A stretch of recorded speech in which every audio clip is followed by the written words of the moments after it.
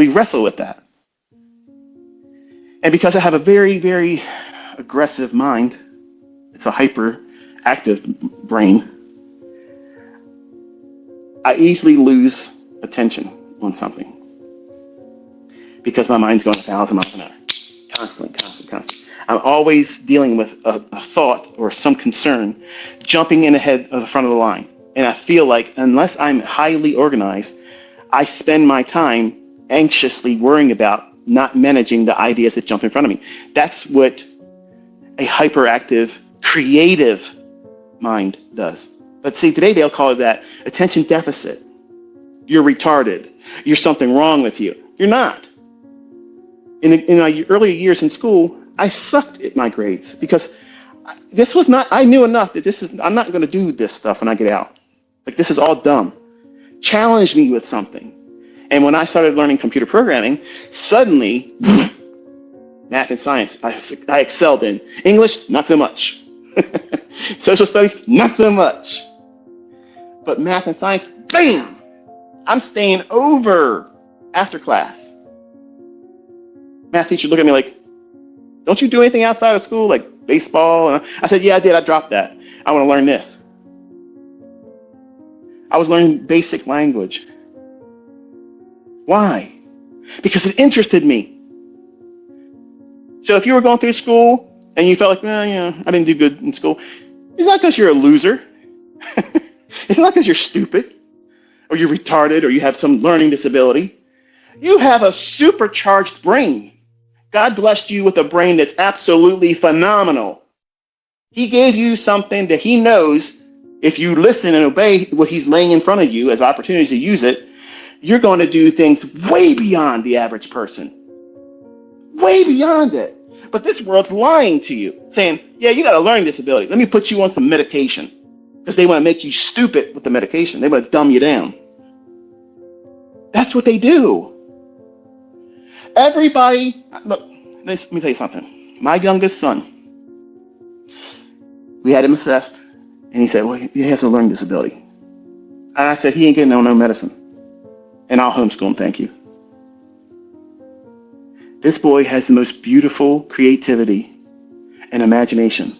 You give him anything, paper, wood, plastic, metal, he can put things together and shape things and sculpture things. And like he made a puppet, a hand puppet, okay, when he was 5 years old.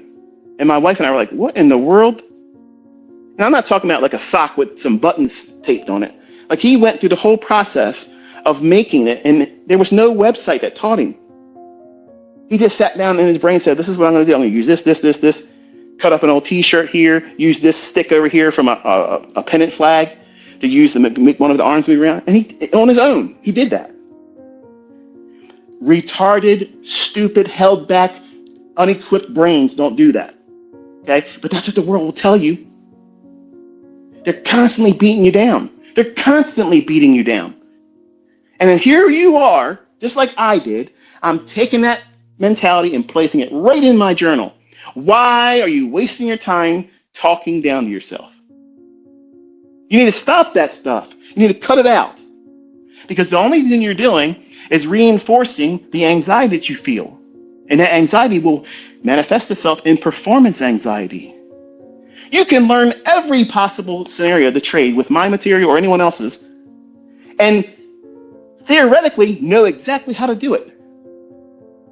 But because you're holding on to things that are toxic, but you won't admit it. You won't say, yeah, I'm doing that. Why? Because you're in love with the normalcy of it.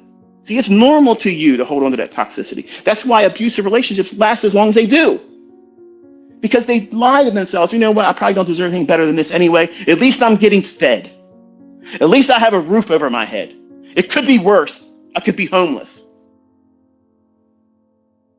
And we do that same thing. We rationalize the poor excuse of studying, the poor excuse of back testing, forward testing, tape reading, before we actually put real risk behind the trade.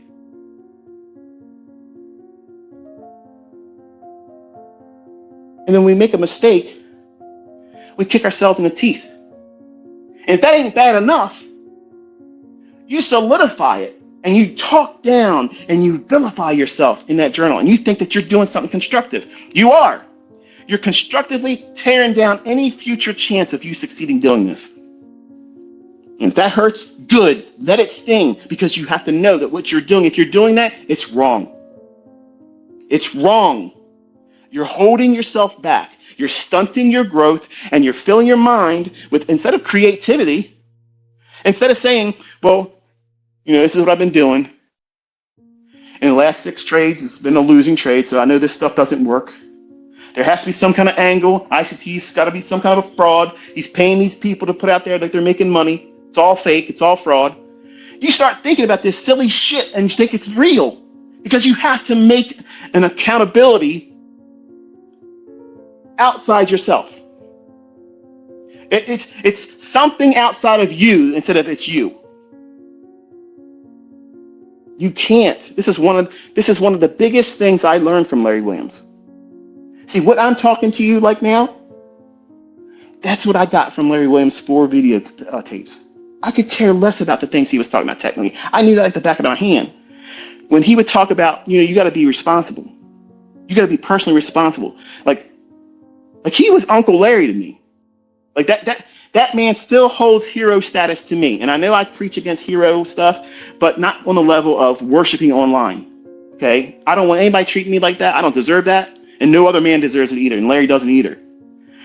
But I needed a father figure. And I tapped into his speaking points on how I'm supposed to account and be responsible, because I wasn't responsible before that. Trading forced responsibility, because I was a very stationary person, introverted.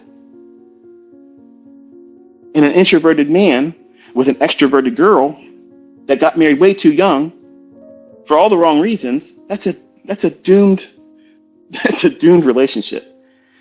But because my heart was poured into it, I didn't want to let go of it. Just like you don't want to let go of what you think is normal. It's normal for you to wake up every day and feel, what if something bad happens sooner than I thought?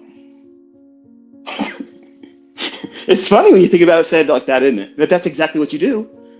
Yeah, well, I woke up feeling like I want to take a trade, but I wonder how fast I can blow this account today. That's exactly what you're thinking. That's exactly what you're thinking deep down inside, right before you push the button. And you're hoping that somehow you're wrong. That's your trading model. I hope I'm wrong today. Click.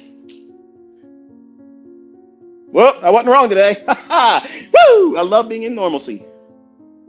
Better get some more money. Hope they do a discount. What's that new code for the prop firm again? I'm not making fun of you, folks. I did this with real money. That's way more painful.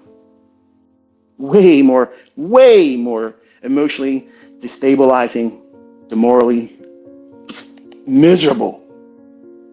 And I wasn't making a lot of money back then. So you have to pour yourself into laying a dreamscape. Cheerlead yourself in your journal. Instead of saying, what if something really bad goes on? What if I lose? What if I blow the account? What happens if this doesn't work on my next 10 trades?